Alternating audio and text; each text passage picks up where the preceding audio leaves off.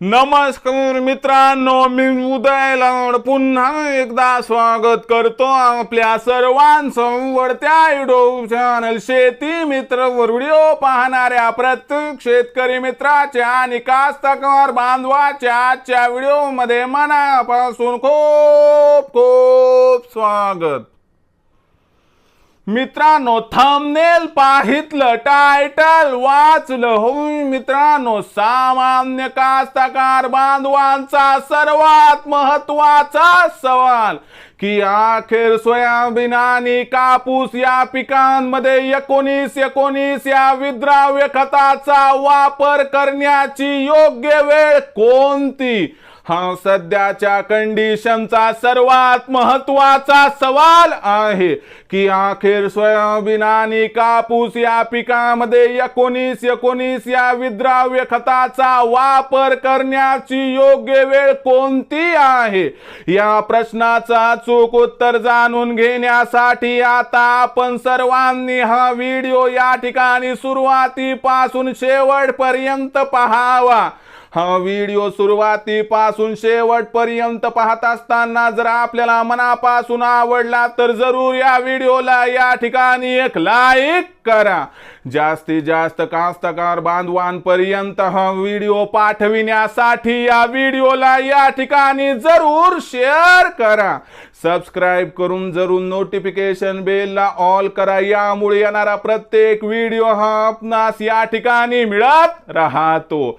तर बघा मित्रांनो, सामान्य कास्तकार बांधवांचा सर्वात महत्त्वाचा सवाल की अखेर सोयाबीन आणि कापूस या पिकामध्ये 1919 या विद्राव्य खताचा वापर करण्याची योग्य वेळ कोणती आहे, हा सध्याच्या कंडिशनचा सर्वात महत्त्वाचा सवाल आहे की अखेर सोयाबीन आणि कापूस या पिकामध्ये 1919 या विद्राव्य खताचा वापर करण्याची योग्य वेळ कोणती आहे।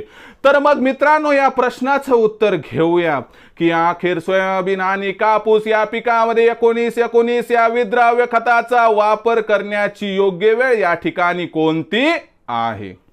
तर लक्षात घ्या मित्रांनो, सध्याच्या कंडिशनला जर आपण बघितलं तर आपलं सोयाबीनचं पीक आणि कापसाचं पीक हे कुठं कुठं 20 दिवसाचं झाले, कुठं कुठं 30 दिवसाचं झाले।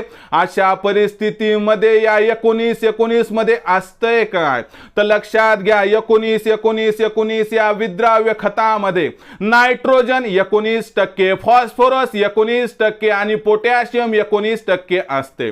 याची गरज आपल्या पिकाला सुरुवातीच्या काळात असते, म्हणजे ज्या वेळेस आपलं पीक हे सुरुवातीच्या अवस्थेत असते त्यावेळेस त्याला नायट्रोजन पाहिजे, त्यावेळेस त्याला फॉस्फरस पाहिजे, त्यावेळेस त्याला पोटॅशियम पाहिजे। मग ही वेळ कोणती, तर लक्षात घ्या ज्या वेळेस आपलं सोयाबीनचं पीक, ज्या वेळेस आपलं कापसाचं पीक हे 25 ते 35 दिवसाच्या दरम्यान असेल आणि जमिनीमध्ये आणि वातावरणामध्ये योग्य ओल असेल तर 100% मित्रांनो आपण 25 ते 35 दिवसाच्या दरम्यान आपल्या सोयाबीनच्या व कापसाच्या पिकाला या ठिकाणी 1919 या विद्राव्य खताचा डोस हा हवेच्या मार्फत द्यायलाच पाहिजे। मग प्रश्न उद्भवतो की हा जो डोस आहे हा डोस किती द्यायला पाहिजे। लक्षात घ्या, तुम्हाला कळालं ना की योग्य वेळ कोणती, तर योग्य वेळ आहे 25 ते 35 दिवसाच्या दरम्यान। मग किती प्रमाणात द्यायचे, तर या प्रश्नाचं उत्तर आहे की आपल्याला 15 लिटरच्या पंपाला 75 ग्राम, 20 लिटरच्या पंपाला 100 ग्राम, म्हणजे 1 लिटरला 5 ग्राम याचं प्रमाण आहे आणि याचा खर्च साधारणतः एकराला होतो मित्रांनो 100 रुपयाच्या आसपास। म्हणून लक्षात घ्या मित्रांनो, जर आपल्याला सोयाबीन व कापसाच्या पिकाची दुप्पट वाढ हवी असेल, जर यावर्षी सोयाबीन आणि कापसाच्या पिकातून दुप्पट उत्पादन हवं असेल तर लक्षात घ्या मित्रांनो 1919 या विद्राव्य खताचा वापर आपलं सोयाबीनचं पीक, आपलं कापसाचं पीक 25 ते 35 दिवसाचं असताना जमिनीत व वातावरणात योग्य ओल पाहून आपण या ठिकाणी देऊन टाकावं। आणि दुसरी महत्त्वाची गोष्ट या ठिकाणी लक्षात घ्या, 19-19 हे विद्राव्य खत तुम्ही कीटकनाशकासोबत मिक्स करून देऊ शकता, त्याच्यामुळे अडचण नाही। म्हणजे ज्या वेळेस आपण सोयाबीन आणि आपल्या कापसाच्या पिकावरती कीटकनाशकाची पहिली फवारणी घेऊ, त्या फवारणीत सुद्धा तुम्ही 19-19 या विद्राव्य खताचा वापर करू शकतात।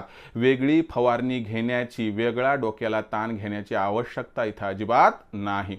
तर मित्रांनो, ही होती तुमच्या प्रत्येक प्रश्नाची उत्तरे की अखेर सोयाबीन आणि कापूस या पिकामध्ये 19-19 हे विद्राव्य खत देण्याची योग्य वेळ कोणती, योग्य वेळेसह आपण बघितलं की प्रमाण काय। तर मित्रांनो, आजचा हा व्हिडिओ की जो तुमच्यासाठी अत्यंत महत्त्वाचा होता, हा व्हिडिओ कसा वाटला कमेंट सेक्शनमध्ये लिहून कळवा। आवडला असणार हा व्हिडिओ तात्काळ लाईक करा। सामान्य कास्तकार बांधवांपर्यंत हा व्हिडिओ पाठविण्यासाठी शेअर करा, सबस्क्राइब करून जरूर नोटिफिकेशन बेलला ऑल करा। यामुळे येणारा प्रत्येक व्हिडिओ हा आपणास या ठिकाणी मिळत राहतो। तर मित्रांनो, अशाच एका नवीन व्हिडिओसह मी आपला मित्र उदय लाड आपल्या सर्वांच्या आवडत्या YouTube चॅनल शेती मित्रवर मिळत राहील। तोपर्यंत माझ्या प्रत्येक शेतकरी मित्राच्या आणि कास्तकार बांधवाच्या आजच्या व्हिडिओमध्ये मनापासून पुन्हा एकदा खूप खूप आभार।